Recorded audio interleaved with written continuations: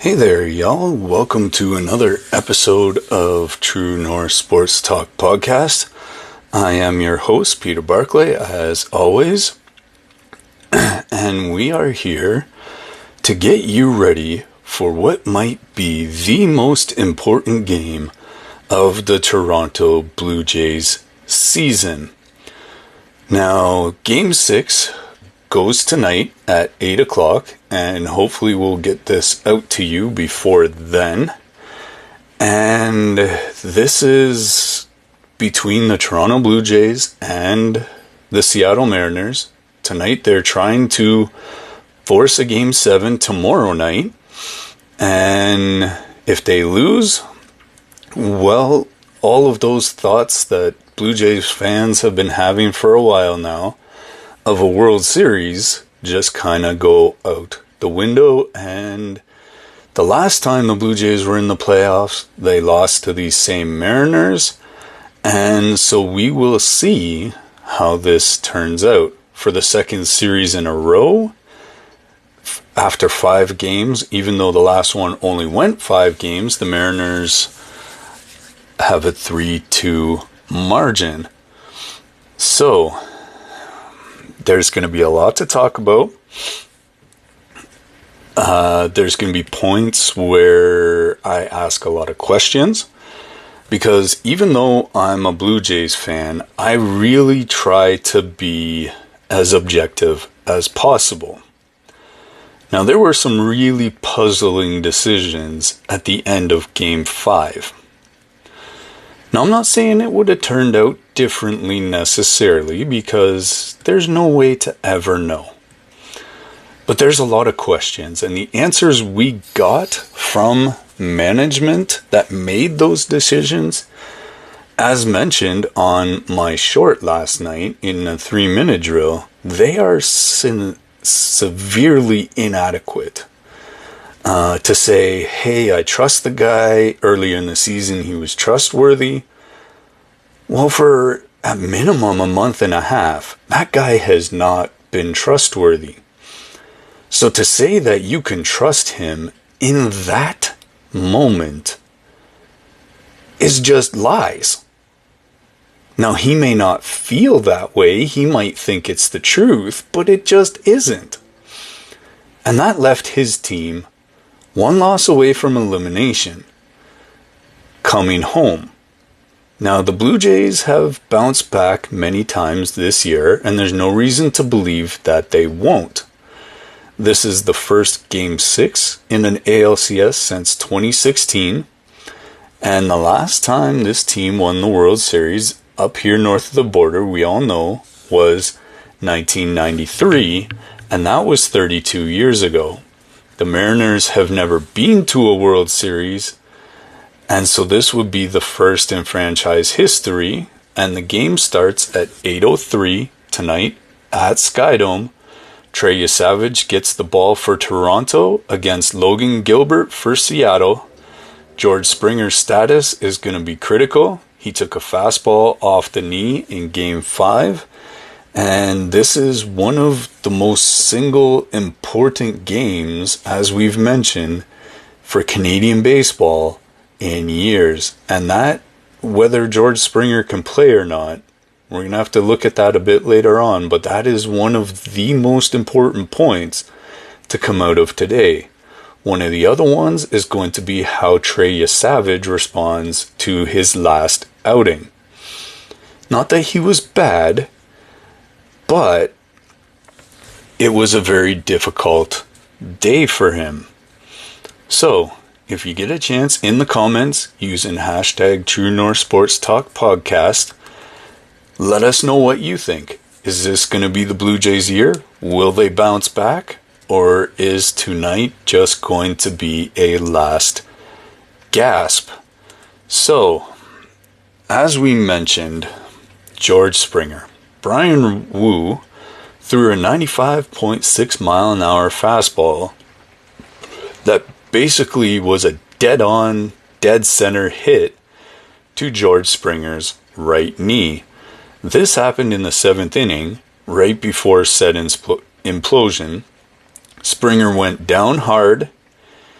He tried to come back into the game, but wasn't able to finish the game. That brought Joey Loperfido into the game. Doubt it would have changed much on the offensive side, just based on the fact that they were facing a Seattle closer that they have never ever scored a run against. And so this is going to be a critical question going into tonight's Game 6. Now, manager John Schneider said that Springer is feeling better after his Game 5 injury. He participated in some limited activities. The Blue Jays have not ruled him out officially, but it is something that's questionable. Now, what's at stake here for the Blue Jays? Springer is a veteran leader. He's got playoff experience, and he is that personified.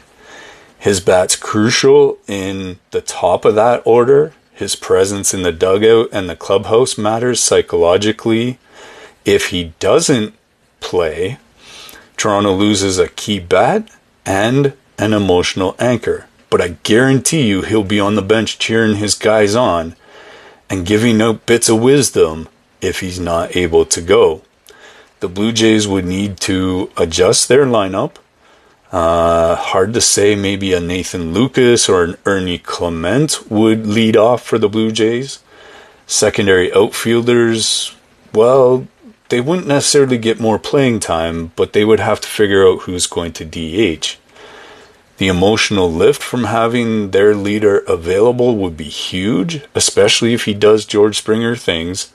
This affects Game 6 and Game 7, depending on how things go today. So, this is going to be a real-time decision. It's likely going to come right down to the wire before first pitch, because if we know George, he's going to do everything he can humanly do to make his body and will his body into being able to play. Now, there's a real delicate balance here, and the Blue Jays want to be cautious to a degree because, yes, it's win or go home, but they want him available for a potential World Series against the Los Angeles Dodgers. So, Springer himself is gonna, as we know, want to play through the pain. He's going to want to do his best for his team, no matter what that looks like. And we all know that when George is right and when he's in there, he's a game changer no matter what.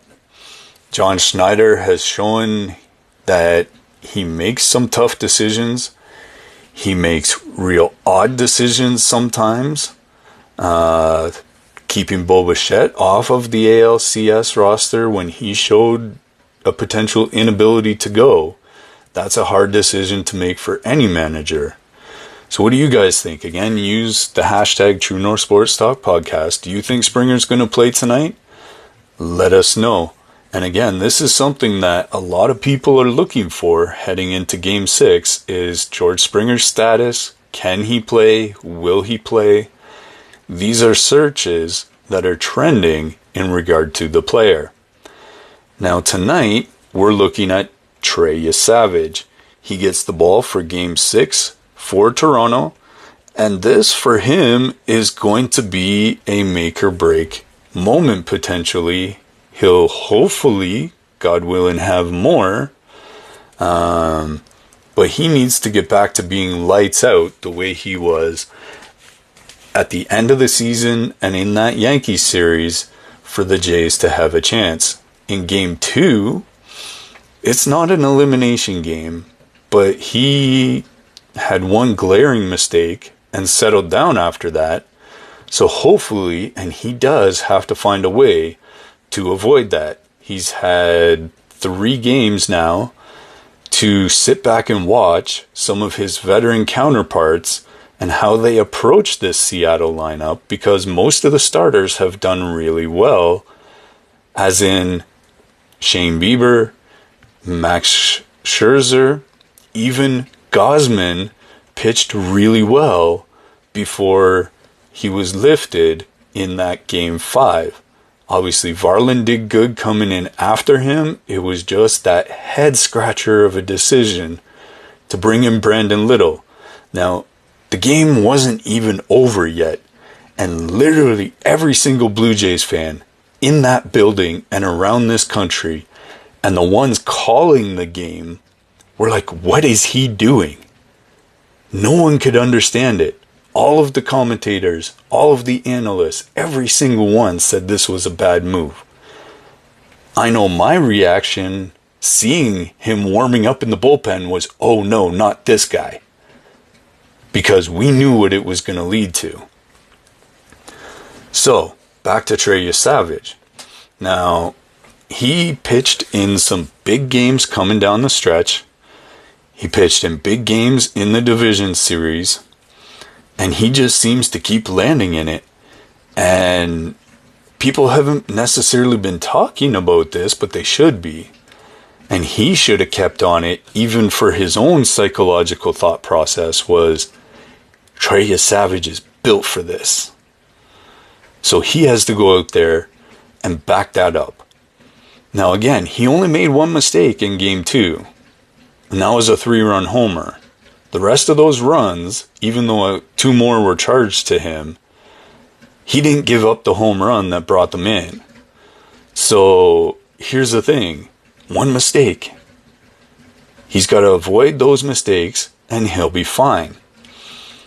Again, he's been watching veterans like Gausman, Scherzer. Those guys have looked at this guy, this young kid, and they have been praising his maturity on the mound. He's had a lot of good mentors coming up through the Blue Jays system.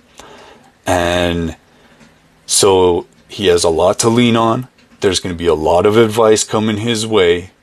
This kid seems to be a sponge for all information when it comes to what he can learn, what adjustments he can make.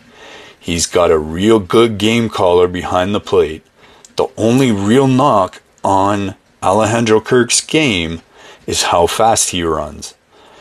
If he can hit the way he has this year, if he can call games, throw runners out, make those good decisions, they will be fine. So game 2 against the Mariners, Trey Yesavage allowed 5 runs in 4 innings. That's not his best outing. And again, remember, 2 out of those 5 runs were allowed by a Louis Varland 3-run homer. So the Mariners provided a blueprint for beating him, potentially. Seattle figured out his splitter for the time being. They laid off it better than the Yankees did. And Julio Rodriguez hit that 3-run homer off him. So the Mariners think they know what to look for tonight. Trey Yesavage needs to make some adjustments so that he can keep them off balance. So does Alejandro Kirk. He's got to clean up his splitter command, as he can't leave that pitch up in the zone. It's got to start just above the knees and drop out of the zone to induce swings. He's got to avoid the big innings, keep the runners off the bases, and match Seattle's starting pitcher, Logan Gilbert, inning for inning. He's got to find a way to get through that tough top of the lineup up until Suarez. Bullpen support tonight.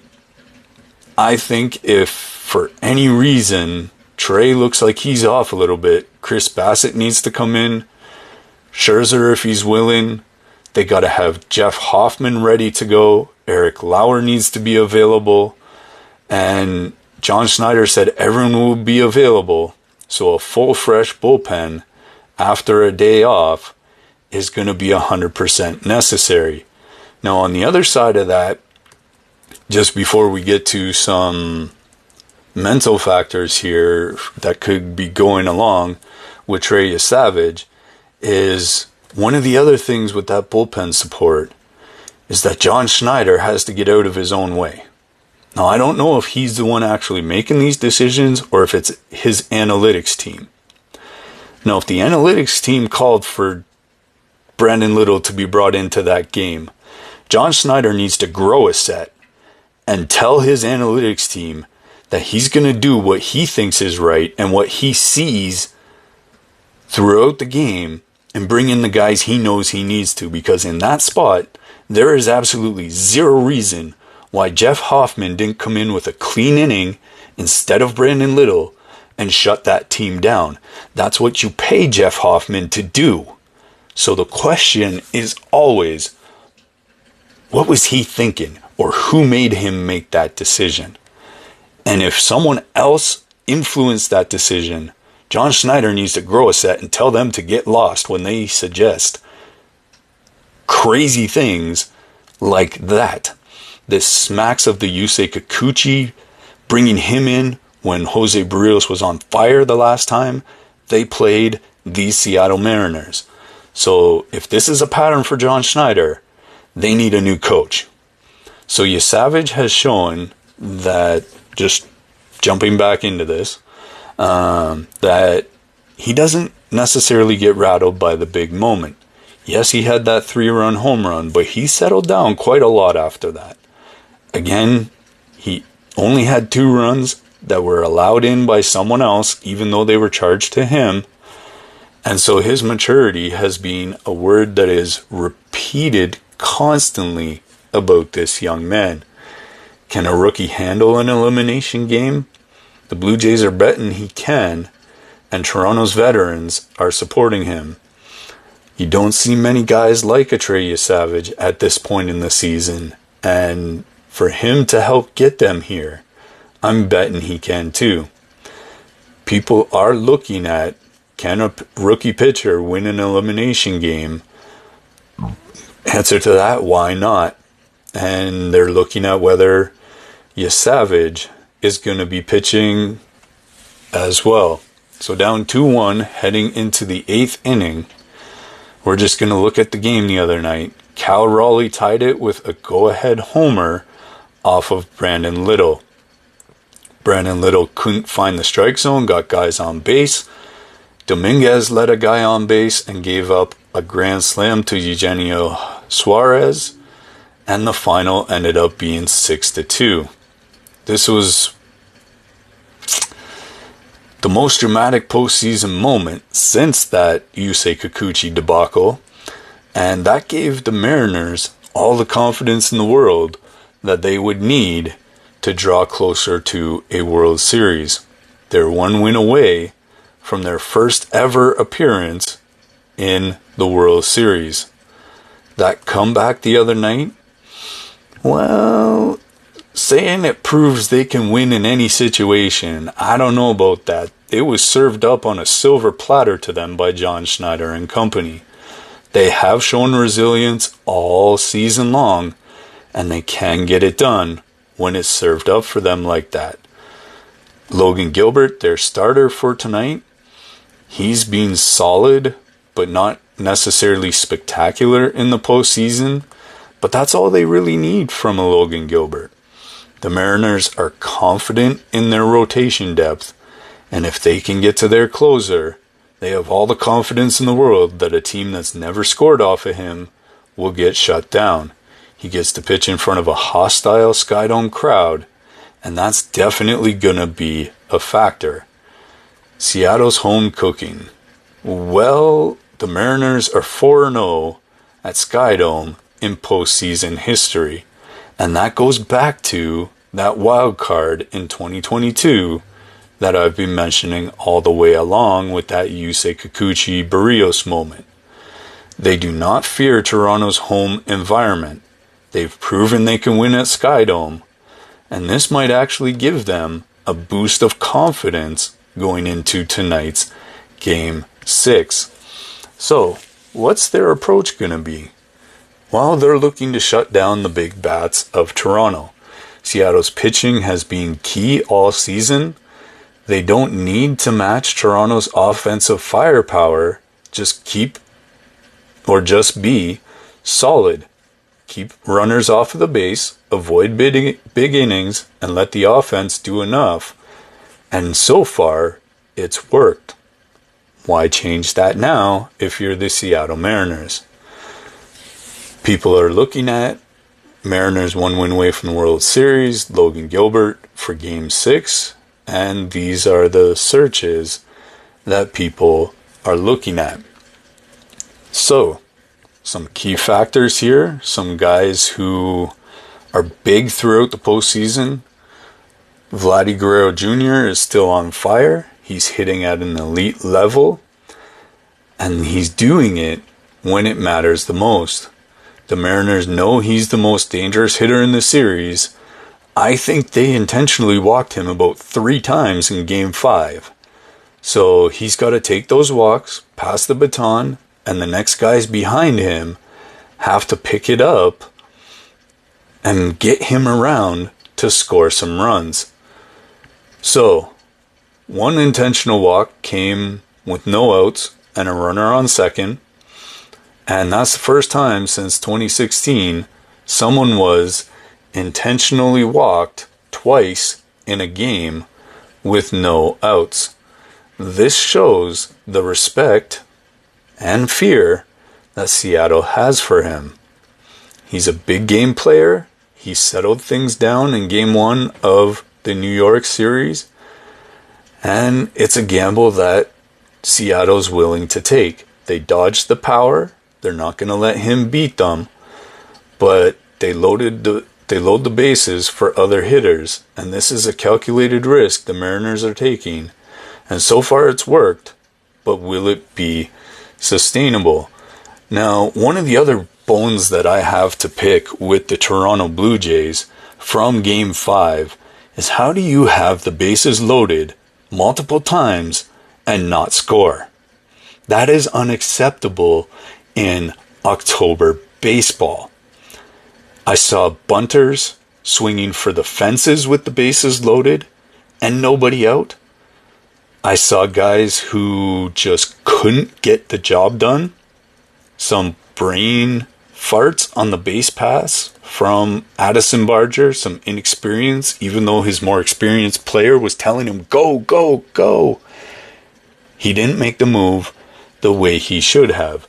So it wasn't only that Brandon Little play that really was a head scratcher. My question for John Snyder is, when you have Dalton Varsho at the plate with the bases loaded and nobody out, you put that bunt on from the dugout. You don't let him make that decision. You tell him to do it. You get Ernie Clement at the plate. Put the bunt on. That's why you have Miles Straw in the game somewhere, is if he comes up in that situation, put the bunt on.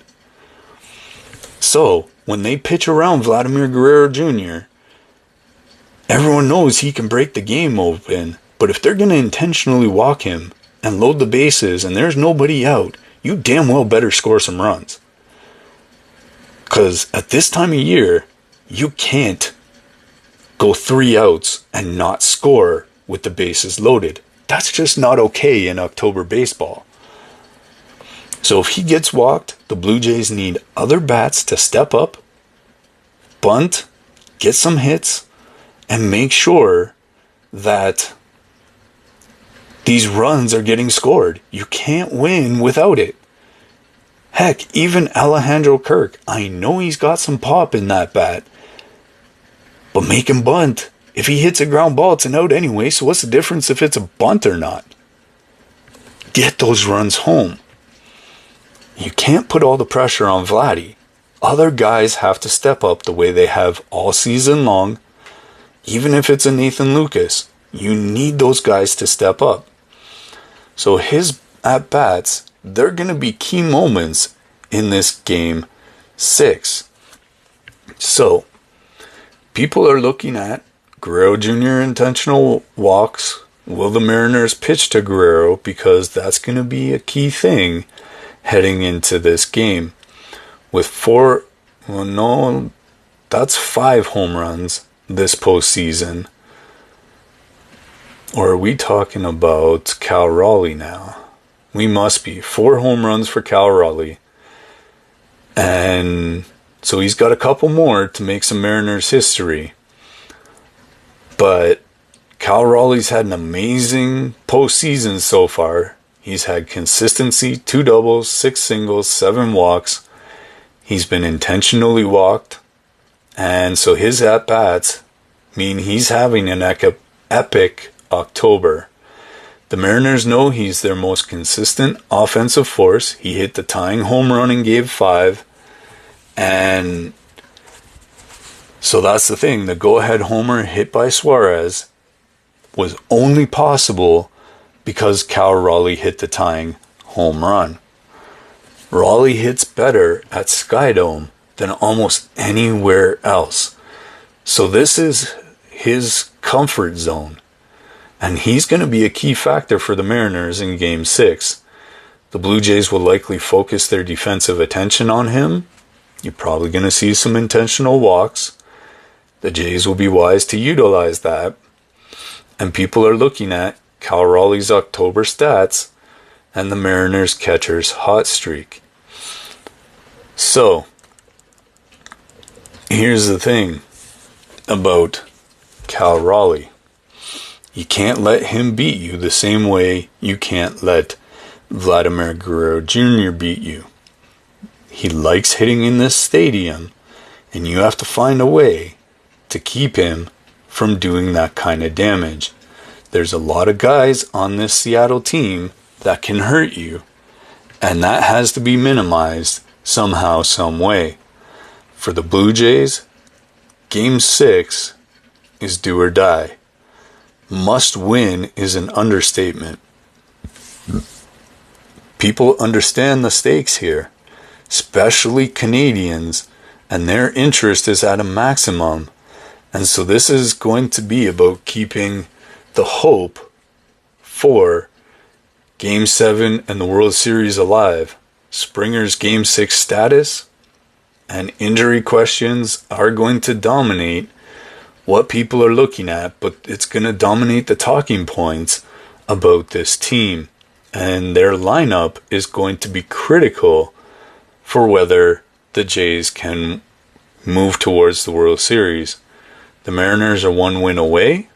Game 7 or the closeout game is always the hardest to get. Seattle fans are looking at historical moments, and Yesavage elimination game, there's a fascination with a rookie getting the ball in a big moment, and the question is, can he deliver?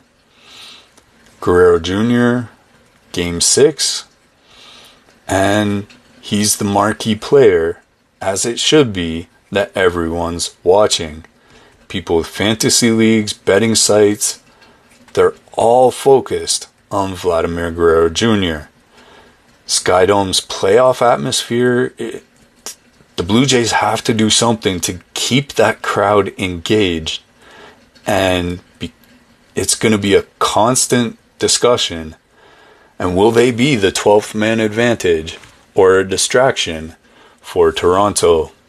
Mariners versus Blue Jays World Series odds. And if Seattle wins, they get the Dodgers, who swept the Brewers. And if Toronto wins Game 6, they get a Game 7 at home.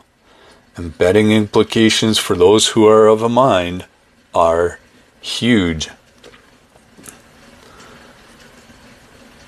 So, Yesavage pitches solid. That's what we're hoping for. We're looking at 6 innings, hopefully 2 runs or less. We're looking for the Skydome crowd to provide an edge and to help the Blue Jays force a Game 7. Yesavage hopefully will have learned from Game 2, Toronto's bullpen with the fresh arms after the day off, and the Skydome crowd is as good as a 12th player. Home field matters in elimination games, and the Blue Jays have to find a way to win.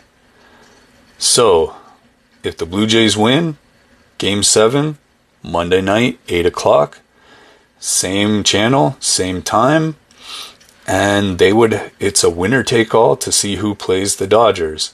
If the Mariners win, Seattle reaches the first World Series ever. Again, they'll face the Dodgers, and this is a truly winner-take-all kind of game. If the Blue Jays win tonight, Game 7, and they go to the World Series for the first time since 1993, the entire nation is watching, And this is not bigger than baseball, but bigger than baseball. We're about to witness one of the most important games in Blue Jays history. It's an elimination game, and one win keeps the dream alive, and one loss, and they head into the winter. Trey Yesavage is 23 and about to pitch the biggest game of his entire life. George Springer's status will be determined before first pitch. Vladimir Guerrero Jr. will be the most intentionally walked player in baseball likely by the end of this game. And the Mariners are one win away from their first World Series. The Blue Jays are fighting for their playoff lives. So, again, using the hashtag TrueNorthSportsTalk in the comments, what's your prediction for the Blue Jays in Game 6? Or do you think the Mariners are going to clinch? So, drop it in the comments. And as always, for complete Game 6 coverage, we'll be bringing you after the game tonight in our 3-minute drill. Look out for that. And we're going to be letting you know reactions, how the game went, and who's going to be facing the Dodgers in the World Series, or is there Game 7 tomorrow? We'll let you know. First pitch is at 8:03 tonight. That's on Sportsnet up here in Canada and FS1 in the States. The atmosphere in Skydome is going to be absolutely electric tonight. Again, I'm still scratching my head about some of the decisions that have gone on with this team in Game 5. I hope to see better decisions being made tonight in Game 6. Hopefully you guys are too. As we wrap things up here, I just want to say, hope you enjoyed it. Hope we brought you some new information and got you all set for Game 6. As always, Peter Barclay signing off, True North Sports Talk Podcast. That's our time for today, and we will see you next time.